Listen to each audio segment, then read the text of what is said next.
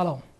بیننده شبکه جهانی تولونیوز با گفتگوی ویژه با آقای میشائیل اشتایر، فرستاده ویژه آلمان برای افغانستان و پاکستان هستید. تشکر آقای میشائیل از زورتان. از کشته شدن اسامه بن لادن آغاز می کنم. تأثیر مرگ بن لادن بالای مبارزه با هراس‌افکنی در افغانستان و پاکستان را چگونه می بینید؟ I think it is a chance. It is a good news. فکر می کنم این یک فرصت است و یک خبر خوب. او بیش از این نتوانست فعالیت‌های هراس افغانانه‌اش را ادامه بدهد. حال ما باید به پیشرفت افغانستان تمرکز کنیم. با باور من ما فرصت برای دستیابی آن را داریم. مهم این است که ما جامعه جهانی و حکومت افغانستان یک راهبرد مشترک داریم.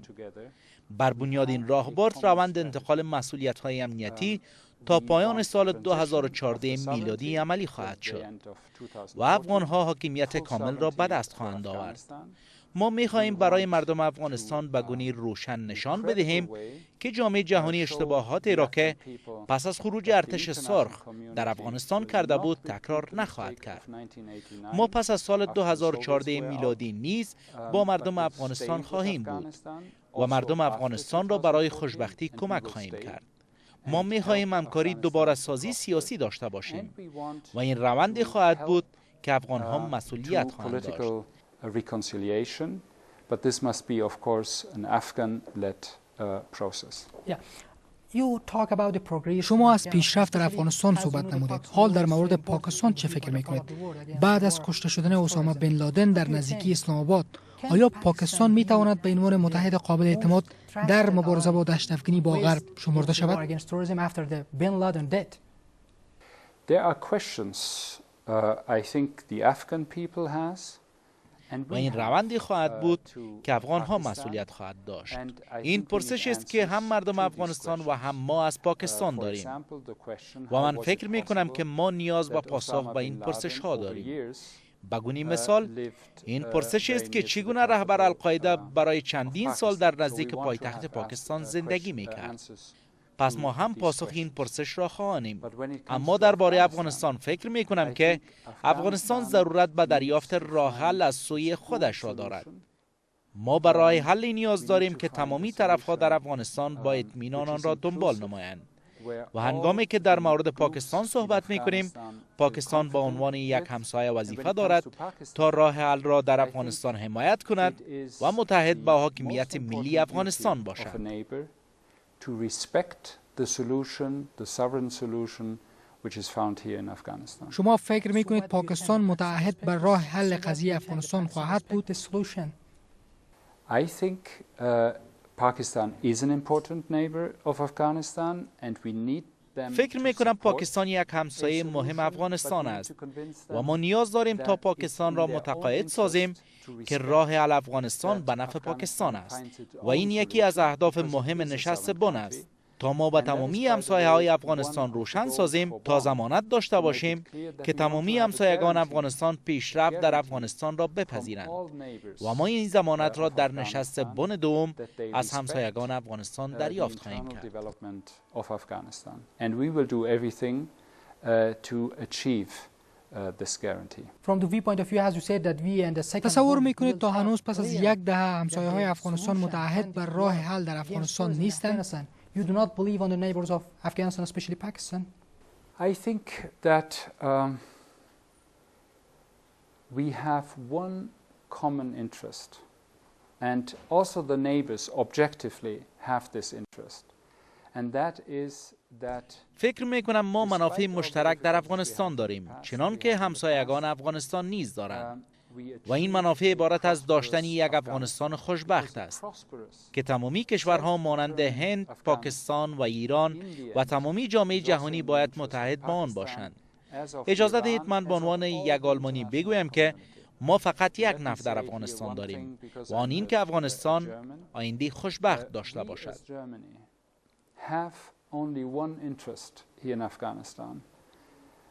And that interest is that your society functions, that Afghanistan has a prosperous future, and we will do everything to foster exactly this process. Let me concentrate on the main اجازه دهید point. به اصل سوال What do you تمرکز think? نمایم. Pakistan آیا فکر will میکنید be پاکستان یک شریک good قابل اعتماد to جهت stable مبارزه با دهشت افکنی هست؟ West for the war against terrorism or not? As I told you, we have چنان که گفتم ما این پرسش را داریم و خواهان دریافت پاسخ در این باره هستیم. and we need answers to these پس از یک questions. دهه شما این پاسخ را دریافت نمودید؟ No, I'm talking about the most recent event, that means the death of Osama bin Laden, which has revealed من درباره رویداد اخیر یعنی these مرگ اسامه questions. بن لادن صحبت می کنم که این پرسش ها را به وجود آورد. فکر می کنم در نهایت ضرورت داریم تا راه را دریافت نماییم تا افغانستان خود راه حل را دریافت نماید و این وظیفه ماست تا به حیث جامعه جهانی پاکستان را متقاعد بسازیم که تصمیم های افغان ها را درباره آینده خودشان احترام گذارند. That it is in their proper interest to respect that the Afghans decide their own future. اجازه دهید با گونه کوتاه بپرسم، آیا پس از یک دهه شما بالای پاکستان به عنوان متحد جامعه جهانی باورمند هستید؟ بیشتر گفتم که ما پرسش های داریم و ما نیاز به پاسخ داریم و تا آن وقت نمیتوانم پاسخ قناعت بخش داشته باشم. من پاسخ این پرسش شما را دادن نمیتوانم. چه زمانی این پاسخ را دریافت خواهید کرد؟ I hope the sooner the better. من انتظار دارم به زودی، زیرا این هم به نفع پاکستان است تا شک جامعه جهانی را در این باره دور سازد. In the international community about their role.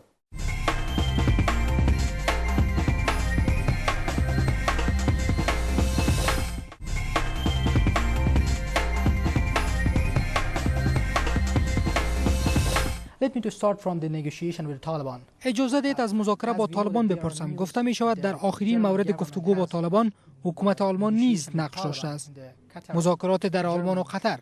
پاسخ شما چیست؟ Third part. So what do you think the negotiation with the Taliban? I will not comment on these news and you will not. من نمیخواهم در این باره تبصره کنم و شما نیز مرا وادار به تبصره در این باره نسازید، اما اجازه دهید به مواردی که من باور دارم اشاره کنم. هیچ جنگ پایان راه حل نظامی ندارد و این خوب است که یک روند سیاسی باشد. That means you need a political process. And that's good to have a political process. Let me, If I can just finish this let sentence. Let me, Mr. Steiner. Can I finish my sentence? Thank you very much. What I need is important is what I think is چیزی که ما نیاز داریم مهم است. فکر می کنم این یک روند افغانی است که تمامی افغان ها در آن سهیم خواهند بود و باید تمامی خطوط سرخ را طرف ها در نظر گیرند و احترام گذارند. with respect of the well-known red lines. That is the crucial point in the end. Yeah. So you want to tell that the پس شما فکر می کنید عدم موجودیت طالبان در نشست بن یک اشتباه بود؟ cooperate with the Taliban or the negotiation with the Taliban? I think the first Bonn conference was a big success. فکر می کنم بن نخست یک موفقیت بزرگ بود، زیرا بنیاد همه چیزهایی را که امروز در افغانستان داریم بنیان گذاشت. به گونه مثال صحبتی که امروز ما و شما در تلویزیون داریم یک از این دستاوردهاست، زیرا افغانستان مطبوعات آزاد دارد که از نتایج نشست بن است. Afghanistan, which is one of the big results we have achieved so far. آیا در گفتگو با طالبان دستاوردهایی را که شما یاد می‌نمایید زیر سوال نخواهد رفت؟ These progress that you said. I think that you need to have a political process, and I think it needs to be led by the competent authorities of Afghanistan. Only then we can achieve what we want to achieve, and that is sufficient stability in this country so that we can progress. فکر می کنم ما نیاز بر راه حل سیاسی داریم. ما آلمان ها این روند را حمایت می کنیم و حمایت خواهیم کرد. روندی که دارای خطوط سرخ برای رسیدن به مصالحه باشد. On the 10th anniversary of the Petersburg conference, we can make one step in advance to bring about this goal, a sovereign Afghanistan, and in the future, and that's still a long way, a prosperous Afghanistan also. There is also سوال است که هرگاه شما بر راه حل سیاسی باورمند هستید، پس چرا در این مورد صحبت why نمی‌کنید؟ you do not speak about it? I speak about it because I think it's pretty clear what we need to achieve. We need to من در این باره صحبت می کنم. فکر می کنم خطوط سرخ که درباره روند سیاسی باید مراعات گردد عبارتند از قطع رابطه با القاعده، گذاشتن جنگ افزار بر زمین و پذیرش قانون اساسی افغانستان. اما در نهایت این روند باید دستای افغانها رهبری شود و ما فقط از آن پشتیبانی خواهیم کرد و باید روشن ساخت که کشورهای منطقه و همسایگان افغانستان نیز باید از این راه حل سیاسی افغانستان پشتیبانی کنیم.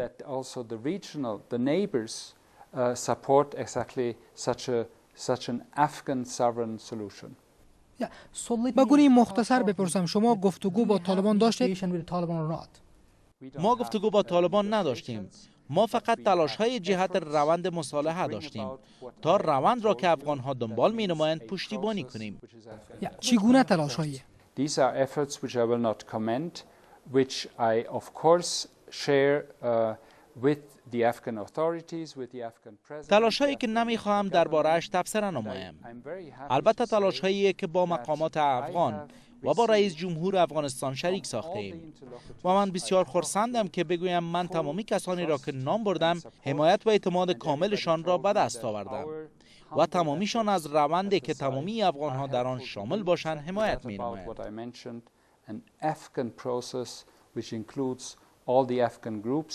which also provides that the achievements we have achieved so far that they are preserved. پرسش در ذهن افغان‌ها است که هرگاه شما از یک روند سیاسی حمایت می‌کنید، پس چرا به گونه شفاف در این مورد صحبت نمی‌کنید؟ So why you do not want to clear? I think we are not there. We don't have that.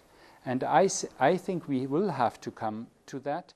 فکر میکنم این روندها نیاز به برخورد محتاطانه دارد. فکر میکنم همچنان ما نیاز به شفافیت در این مورد داریم، ولی پس از سالها جنگ چیزی که ما در افغانستان داریم نبود اعتماد است. پس ما باید به گونه دیپلماتیک محتاط باشیم. نباید این فرصت را صدمه بزنیم. Not to destroy chances which I think are out there. فکر میکنید حالا پس از یک دهه این یک شانس است تا با طالبان گفتگو صورت گیرد؟ I think that we have a chance to achieve a process, but we are not there yet. A process which brings about reconciliation. But the precondition that we can. فکر میکنم ما یک فرصت داریم تا یک روند را که عبارت از روند گفتگو با طالبان است به دست بیاوریم. روندی که صلح بیاورد، روندی که همسایگان باید حمایت نمایند و افغان‌ها باید آن را رهبری نمایند. نباید فراموش کرد که شورای عالی صلح وجود دارد و این شورا از فکر تمامی طرف‌ها در افغانستان نمایندگی می‌کند و آلمان نیز به عنوان دوست افغانستان از آن بدون دخالت در آن حمایت می‌کند. در نهایت این مردم افغانستان هستند که راه حل را باید دریافت نمایند.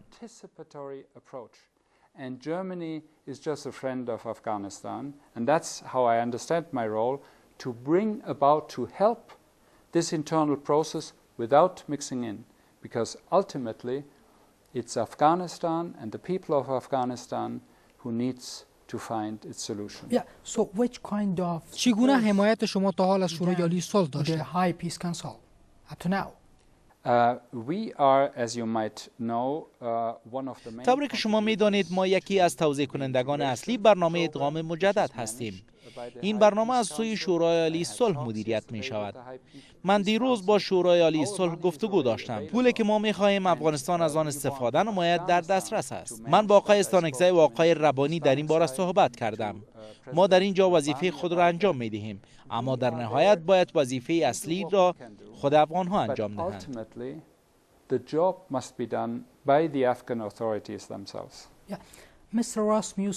آقای راسموسن در کابل خطاب به طالبان گفت که اگر به شورش‌ها ادامه دهید ما شما را شکست خواهیم داد. و حال شما بیشتر بر روند سیاسی تاکید می‌کنید. این ترسیدها چه پیام را می‌رساند؟ I think that Mr. Rasmussen shares my view that we have three ways to approach from the outside فکر می کنم چیزی که آقای راسمیوسن گفته است بخشی از صحبت‌های ماست که سیر راه را در افغانستان دنبال می کنیم. اول تلاش‌های نظامی که ضروری هم است و ادامه دارد که ما موفقیت‌های هم داشته ایم، اما تلاش‌های نظامی کافی نیست. ما همچنان نیاز به عنصر دوم یعنی بازسازی داریم. چنانکه که شما می‌دانید جامعه جهانی پول در بخش‌های مختلف مانند مکتب سازی، شفاخانه سازی و جاده‌ها مصرف می‌کند. عنصر سومی تلاش سیاسی است که باید هر سه تلاش نظامی، سیاسی و بازسازی صورت گیرد. The military approach, the reconstruction approach, but also the political approach. And all these three elements we need together if we want to have an achievement.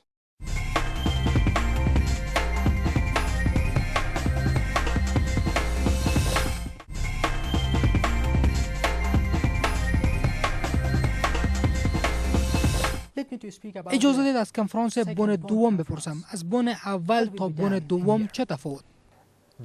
There is one big difference to the first conference in Bonn at the Petersburg 10 years ago and this one. The first one was chaired by the United Nations. تفاوت بزرگ بن اول و بن دوم این است که در بن نخست در آلمان صورت گرفت و از سوی جامعه جهانی رهبری میشد، اما در بن دوم کاملا متفاوت فقط افغان‌ها رهبری خواهند کرد. ما کشور میزبان خواهیم بود و این نشست خیلی بزرگ خواهد بود و محور نشست 15 دسامبر سال جاری روی 3 محور خواهد بود. محور نخست بحث انتقال مسئولیت تا پایان سال 2014 میلادی. موضوع دوم کمک درازمدت جامعه جهانی با افغانستان. ما از تمامی وزرای خارجه کشورها می‌خواهیم تا برای مردم افغانستان روشن سازند که ما پس از سال 2014 میلادی نیز با شما خواهیم بود. ما کمک‌هایمان را در بخش‌های مورد نیاز با شما ادامه خواهیم داد. I want all these foreign ministers to declare in a credible way to the Afghan people, we stay with you after 2014. We will continue our engagement in development, in training the security forces, and in bringing about the infrastructure you need and what have you. And very important that we have investment from the private sector, from the German industry, from the American industry, the Australian. و موضوع خیلی مهم دیگر موضوع سرمایه‌گذاری سکتور خصوصی از صنایع کشورهای مختلف مانند کانادا، آلمان، آمریکا، استرالیا و کشورهای دیگر است. و شما زمان سرمایه‌گذاری خواهید نمود که با آینده یک کشور اعتماد داشته باشید. و محور سوم روند سیاسی است. نه به هر قیمتی که ما روشن خواهیم ساخت که باید به خطوط سرخ و قانون اساسی افغانستان احترام گذاشته شود و روندی که باید خود افغان‌ها رهبری نمایند و ما از کشورهای منطقه و همسایگان افغانستان ضمانت دریافت خواهیم کرد تا در این روند مداخله نکنند. That we don't want a political process at any price. We want a certain outcome which respects the red lines, which respects also the constitution of Afghanistan, and we want to help bring about a process which is under the leadership of the Afghans themselves. We will also have the countries from the region represented, the neighbors, and we will request them to guarantee that they don't interfere in this process in Afghanistan. از انتقال مسئولیت به عنوان یک محور اصلی بن دوم گفتید. چقدر در مورد انتقال مسئولیت خوشبین هستید؟ It's a difficult process and we will not have. این یک روند مشکل است و ما یک دستاورد حسابی نداریم، اما از طرف دیگر انتقال مسئولیت در نخست غیر قابل جلوگیری است، زیرا افغان‌ها می‌خواهند سرنوشت خیش را در دست خیش گیرند. چیزی که مردم در اینجا می‌خواهند ما ضرورت به کمک داریم. فکر می‌کنم اصل انتقال مسئولیت این است که افغان‌ها ضرورت به تغییر دارند، زیرا ضرورت دارند تا مسئولیت‌ها را با مسئولیت و حاکمیت خیش را به گونه کامل بپذیرند، به خاطر که حاکمیت مسئولیت را نیز افزایش می‌دهد. ما نیز به تغییر نیاز داریم. فکر می‌کنم چیزی را که باید روشن ساخت این است که ما و افغان‌ها هر دو نیاز به تغییر داریم. ما نیاز به تغییر رفتارمان داریم. ما نیاز به بودن مانند مشاور هستیم، کسی که به عنوان شخص دوم کمک خواهد کرد. افغان‌ها نیاز به آموزش ظرفیت به خاطر فراهم آوری حکومتداری خوب هستند. پس نیاز به کار بیشتر دارند. ما هر دو نیازمند به تغییر در این مقطع زمانی هستیم تا افغان‌ها در پایان سال 2014 میلادی مسئولیت کامل را داشته باشند. Afghanistan has full responsibility. Let me shortly to ask that do you say that it is an idea that Afghan آیا فکر میکنید حکومت افغانستان توانایی دریافت مسئولیت‌های امنیتی را دارد؟ What do you think the Afghan government can? I have trust that Afghanistan can do that, but it's not only a question on the level of Kabul, of the central government. من اعتماد دارم که افغانستان میتواند مسئولیت ها به عهده گیرد، اما این تنها یک سوال منحصر به کابل نیست، یعنی حکومت مرکزی نیست، بل ولایت ها نیز است، زیرا مرحله انتقال قدم به قدم صورت خواهد گرفت. ما نیاز به تقویت نهادهای محلی در ولایت ها هستیم تا آماده دریافت این مسئولیت شوند و این تنها وقتی میتواند کارساز باشد که ما قدم به قدم تا 3.5 سال آینده، یعنی پایان سال 2014 میلادی با هم کار نماییم، چیزی که ما انجام خواهیم داد، زیرا نیاز داریم که با هم این را به دست بیاریم و ما بدیل دیگر هم نداریم. اما اجازه دهید بگویم که ما دستاوردهای هم در سطح ادارات محلی داشته ایم. در بخش پلیس و ارتش افغان هم از لحاظ کمیت افزایش یافته‌اند و از لحاظ کیفیت نیز هر روز بهتر می شوند. ما نیاز به کار تا پایان سال 2014 میلادی داریم تا این همه را به دست بیاوریم. But also the quality is getting better and better. And we need to work on that by the end of 2014, you and we can be proud of what we have achieved by then. Thank you, Mr. Shah. تشکر آقای میشا. تشکر از شما هم. بیننده گفتگوی ویژه با آقای میشل استاینر، فرستاده ویژه آلمان برای افغانستان و پاکستان بوده. تا برنامه دیگر، خدا نگهدار.